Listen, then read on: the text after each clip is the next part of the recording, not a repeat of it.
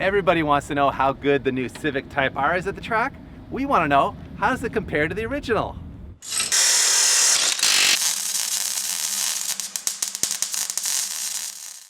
This is our brand new Civic Type R. Not really ours, is it, Pete? I wish. John from K-Tune brought it out for us to give it a rip, and I'm going to assume he's broken in it already, but it does look minty fresh, and it looks correct in that, I assume, championship white. Yeah, I assume you they still bet, call it yeah. that. Anyway, what we really want to find out is, what does 20 years of technology get us with this versus the original, this 1998 Integra Type R? Not the first year, the second year. We borrowed this from our buddy Turtle, Kenneth Lau, who's a legend in the Honda tuna scene here and in Hong Kong too. This thing is basically stock. It's on like a lowering spring and has a Mugen exhaust on it and a Comtech airbox, which probably doesn't make any power, but it's very close to stock, so I think it'll give us a good idea of what this car felt like 20 years ago versus what this car feels like today. And we really want to know, does the new Civic Type R have that purity, that sort of raw essence that this car was so legendary for? By the way, I owned one of these, so this ain't my first rodeo on one of these. And I have track tested one of these before. We know on lap times it's going to be way faster.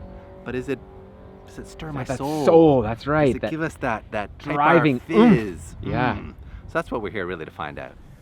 All right, time for the ceremonial turning of the key. Like a Honda, just fires right up, purrs like a kitten. This is bringing back a whole flood of memories because I commuted to Toronto for a few years in one of these, which, by the way, if you have a Type R, don't commute in it. These things are getting to be collectible. I love how simple this car is. The dash is nice and low. There's no button to press to like turn off traction control because there's no electronic trickery happening. This is pure mechanical goodness here. Nice mechanical LSD. Really well-tuned suspension, very stiff chassis for its era, very lightweight, around 2,600 pounds, 1.8 liters of B18 C5 goodness, 195 horsepower-ish, and none of the torques. I don't know what it's rated at, 135 or 40 foot-pounds maybe. That doesn't matter though. Once you rip one of these cars, you know how special it is. And man, just hearing the engine brings back so many memories. Love the pedal spacing. It's a true driver's car. They just dialed everything into perfection on this thing. 8,400 RPM in 1998. That just makes me happy. The big question mark on this car is, how bad are the tires? Because it has a Nexen semi-performance tire on it, I would call it. It's kind of like Turtle's storage tires. He has a set of R compounds that he runs on this car at the track, but we just wanted to run it on a street tire. So I'm not going to set the world on fire here with a smoking hot lap time. Probably do a 27 or a 28. And we already know that the new Civic Type R is going to be way faster on lap times. But can it touch this thing for the purity of the driving experience? Because man, this thing is just, it's razor sharp, man. I love the steering feel. It's so direct, so immediate. And that Torsen diff puts the power down so nicely. The front wheel drive car, it just has really good traction out of the corners. It's got a little push here because of the tires, but the diff goes a long way to neutralizing that. It's got a 5-speed gearbox in it, which you'd think would make it feel kind of, I don't know, antiquated because everything's got more than that these days, but the gear ratios are perfect. I mean, everything about this car is just dialed into perfection by Honda. Such a special car, and a nice little 4-wheel drift there in turn 1. I love this thing, man. It just brings back so many memories. I really do feel like I'm in a bit of a time capsule in this. Oh yeah, it's just so pure. So light, so rotatable on the throttle. Just drop off the gas a bit and it just turns a tighter line. It's magic. This thing is magic. I don't even care what the lap times are. It just puts such a good smile on your face, such a good feeling through the seat.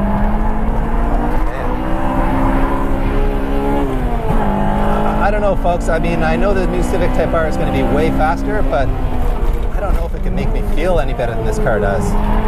I hope it has some of that Type R purity in it. I want it to.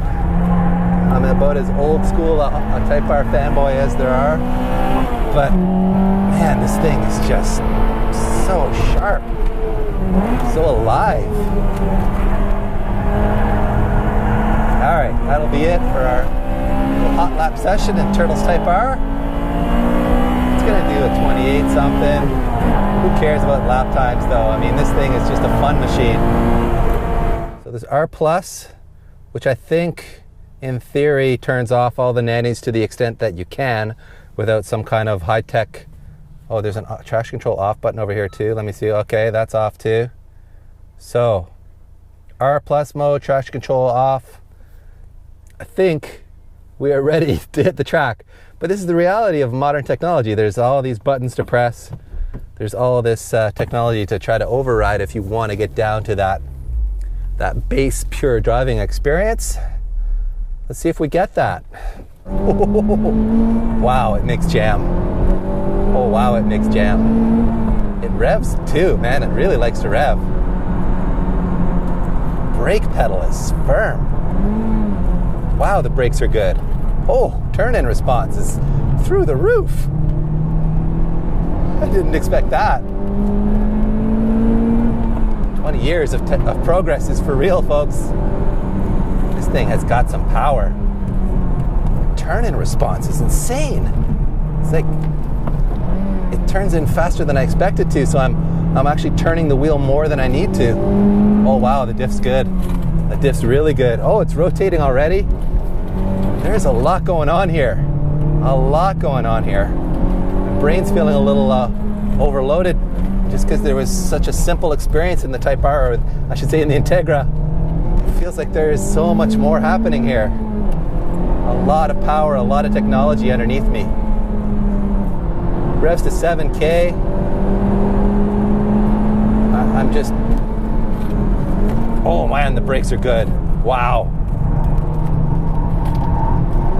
On throttle, the diff does some interesting sort of winding, unwinding. I don't know if that's electronics that are happening there. But the brakes, holy cow, they're good. Like race car brakes on this thing. Oh man, the torque too. It's got so much more torque. This thing, oh, rotation like crazy in the S's. Love that. And you can use a higher gear because being a turbo car, it's got so much torque. You don't have to wring its neck quite like you do with the Integra. Oh, the traction out of the corners is fantastic. It's definitely a car you gotta focus more with because it's just got so much more speed potential, so much more going on. Interesting. It's fighting for traction in there. It's really... I don't know, maybe I can leave it in third gear around here because of the torque. I think third gear through there is the right choice. Man, this thing's a rocket ship. 22.3. What a machine. First hot lap, 22.3. I mean, to try any harder, it was just be an insult to the Integra. 20 years, you can feel what 20 years can do for you just on the stopwatch. But there's a lot of precision in this car, a lot of performance, and I gotta say it does feel like a Type R to me because of the precision of the steering and the way that it rotates. It just wants to break the back end loose just that little bit to help it turn, which is that classic Type R handling feel, you know? As we expected, Peter, no competition on lap times. I mean, 1:22.3 versus 1:28.5.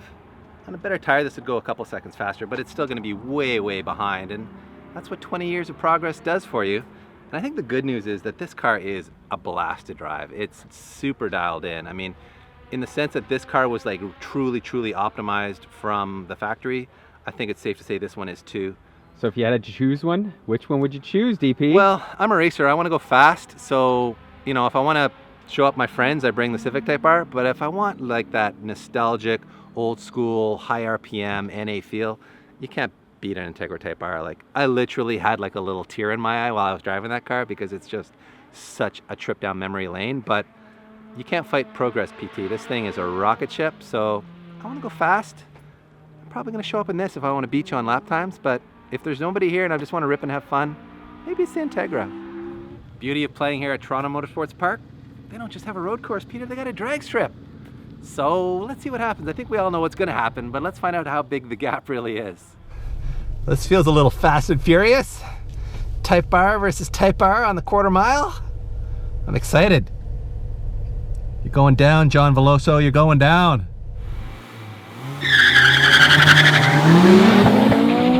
You may have twice the power and all the technology, but I got the VTEX.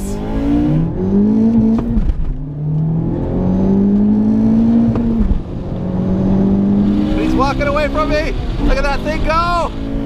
He's got a bit of a horsepower advantage. Oh my God, that's you know what? This car actually hung in pretty good. I mean, he once he got into second gear, he walked away pretty good, but this little puppy held together pretty nicely. All right. Well, let's see if I can bang a gear in the old Civic Type R here.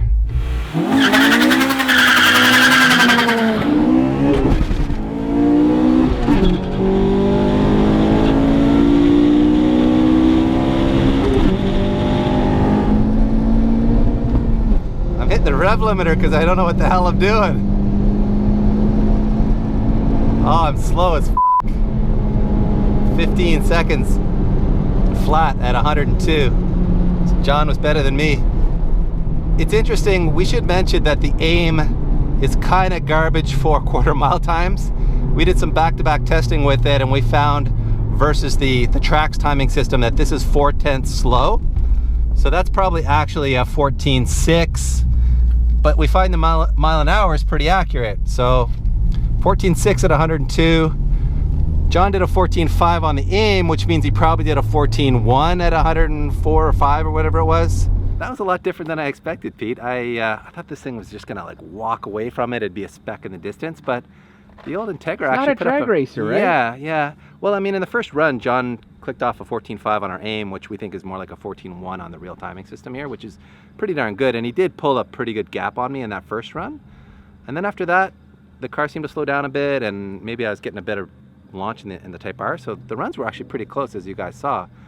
It feels like maybe she got a little warm, a little heat soaked, because on the road course up the front straight when this thing was still cool, it was a rocket ship. And when I drove it just now, it didn't feel as fast. So that's why we've got the hood up. We think she just got a little hot on us. And that's a common problem right now everybody's experiencing. That's turbo life, right? So that's really the difference between a turbo car and this thing. You can just, I clicked off like 3 identical runs in that thing back to back to back, and it feels like it could do that all day. I think this car should run 13s. Yeah, it should, yeah. We the were mile close. per hour is there. Like 104 mile per hour. I think that's probably a 13-second car. But anyway, it was fun to try them both on the drag strip, and super fun to try this on the road course. It is really built for that. It's not a drag car, obviously. It's fantastic around the road course. So if you're looking for a Honda that's truly a Type R, truly worthy of, you know, going out there and battling for lap times, this is a car to do that in. And if you want something a little more vintagey, a bit more, you know, nostalgic Honda feeling, then yeah, the purity of that thing is still pretty tough to beat. So anyway, guys, hope you enjoyed that video. We had a lot of fun trying out these Type Rs, and be sure to check out our e-store. We're selling all kinds of good hard parts. Stealing stuff from K-Tuned. You know, it's the K-Tuned Type R. We can sell you their stuff now. So maybe build that with some K-Tuned stuff, or he's gonna have stuff out for this soon too.